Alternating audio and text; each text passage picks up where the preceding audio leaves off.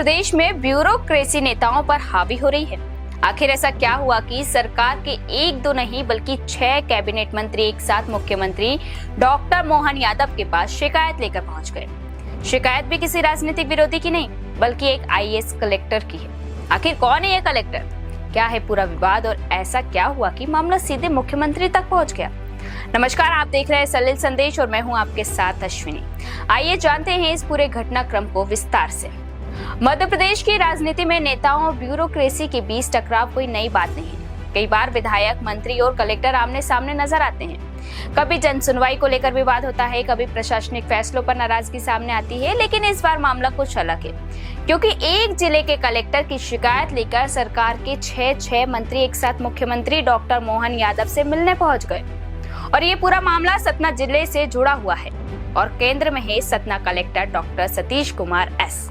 विवाद की वजह बनी प्रदेश सरकार की नगरीय विकास एवं आवास राज्य मंत्री प्रतिमा बागरी, जिनके जाति प्रमाण पत्र को लेकर इन दिनों जांच चल रही है। दरअसल मंत्री प्रतिमा बागरी के जाति प्रमाण पत्र की वैधता को लेकर एक शिकायत दर्ज हुई थी। इसके बाद नियमानुसार जांच समिति गठित की गई और जांच प्रक्रिया के दौरान सतना प्रशासन की ओर से मंत्री के प्रत्येक गांव में मुनादी कराई गई, ताकि यदि किसी व्यक्ति के पास इस मामले से जुड़ी कोई जानकारी या आपत्ति हो तो वह समिति के सामने प्रस्तुत कर सके।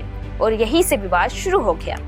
मंगलवार को भोपाल में कैबिनेट बैठक समाप्त होने के बाद डिप्टी सीएम जगदीश देवड़ा, जनजातीय कार्य मंत्री विजय शाह, राज्य मंत्री दिलीप जायसवाल, गौतम टेटवाल, लखन पटेल और दिलीप अहिरवार मुख्यमंत्री डॉक्टर मोहन यादव से मिलने पहुंचे।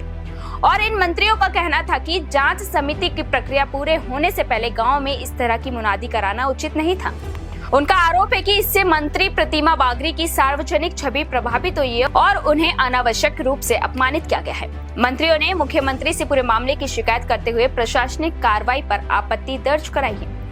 वहीं इस पूरे मामले को लेकर प्रशासनिक और राजनीतिक हलकों में भी अलग अलग तरह की चर्चाएं चल रही हैं। जानकारों का मानना है कि मंत्री प्रतिमा बागरी सरल स्वभाव की गंभीर महिला है और कलेक्टर साहब भी अपने काम से काम रखने वाले मेहनती अधिकारी हैं। कहने का मतलब दोनों के बीच कोई आपसी मतभेद या मनमुटाव जैसा कोई विषय नहीं है। फिर भी डुग्गी पिटवाकर मुनादी करवाने का विचार कलेक्टर साहब के मन में क्यों आया, ये समझ से परे है। क्योंकि एक लंबे अरसे से सार्वजनिक सूचना संबंधित स्थान पर नोटिस चिपकाकर और स्थानीय दैनिक समाचार पत्रों में सार्वजनिक सूचना प्रकाशित करवाकर ये सब प्रक्रिया निपटाई जाती है। फिर भी कलेक्टर साहब ने पुरानी परंपरा को अपनाकर क्या संदेश देने की कोशिश की, ये तो वही जाने। हालांकि मुख्यमंत्री डॉक्टर मोहन यादव ने भी सभी मंत्रियों की बातें सुनी, लेकिन इस मामले में फिलहाल सरकार की ओर से किसी कार्रवाई की आधिकारिक जानकारी सामने नहीं आई है। लेकिन अब सवाल उठता है कि आखिर डॉक्टर सतीश कुमार एस है कौन, जिनके खिलाफ इतने मंत्री एक साथ लामबंद हो गए। Doctor Satish Kumar S 2013 batch के मध्य प्रदेश केंद्र के आईएएस अधिकारी हैं। मूल रूप से तमिलनाडु के बेल्लौर के रहने वाले हैं। डॉक्टर सतीश ने मद्रास मेडिकल कॉलेज से एमबीबीएस की पढ़ाई की और मेडिकल की पढ़ाई पूरी करने के बाद उन्होंने सिविल सेवा परीक्षा पास की और प्रशासनिक सेवा में आए। अपने प्रशासनिक करियर में वे कई महत्वपूर्ण जिम्मेदारियां संभाल चुके हैं। इससे पहले वे मुख्य कार्यपालन अधिकारी, सीईओ, एसडीएम और सहायक सचिव जैसे पदों पर भी कार्य कर चुके हैं। वर्तमान में वे सतना जिले के कलेक्टर एवं जिला दंडाधिकारी हैं। डॉक्टर सतीश कुमार एस की पहचान एक सख्त और सक्रिय अधिकारी के रूप में मानी जाती है। सतना में निजी स्कूलों की मनमानी पर कार्रवाई, जन सुनवाई में लापरवाही बरतने वाले अधिकारियों पर सख्ती और पर्यावरण संरक्षण जैसे मुद्दों पर वे लगातार चर्चा में रहे। वे अक्सर साइकिल से कार्यालय पहुंचते हैं और स्वास्थ्य तथा पर्यावरण के प्रति जागरूकता का संदेश भी देते हैं। लेकिन अब यही अधिकारी एक ऐसे विवाद के केंद्र में है जिसने प्रदेश की राजनीति में नई बहस छेड़ दी है। एक तरफ मंत्री इसे अपने सहयोगी मंत्री के सम्मान से जुड़ा मामला बता रहे हैं, तो दूसरी ओर प्रशासनिक प्रक्रिया का भी अपना पक्ष है। ऐसे में सवाल उठना स्वाभाविक है कि क्या प्रशासन ने नियमों के तहत कार्रवाई की या फिर प्रक्रिया के तरीके पर राजनीतिक आपत्ति जायज है। फिलहाल इस पूरे मामले ने एक बार फिर मध्य प्रदेश में राजनीति बनाम ब्यूरोक्रेसी की बहस को हवा दे दी है।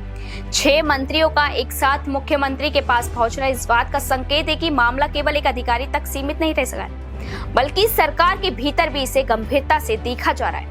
अब सबकी नजर मुख्यमंत्री डॉक्टर मोहन यादव के अगले कदम पर रहेगी। क्या सरकार कलेक्टर के खिलाफ कोई कार्रवाई करेगी या फिर प्रशासनिक प्रक्रिया को सही मानते हुए मामला यहीं शांत हो जाएगा? इसका जवाब आने वाले दिनों में साफ होगा।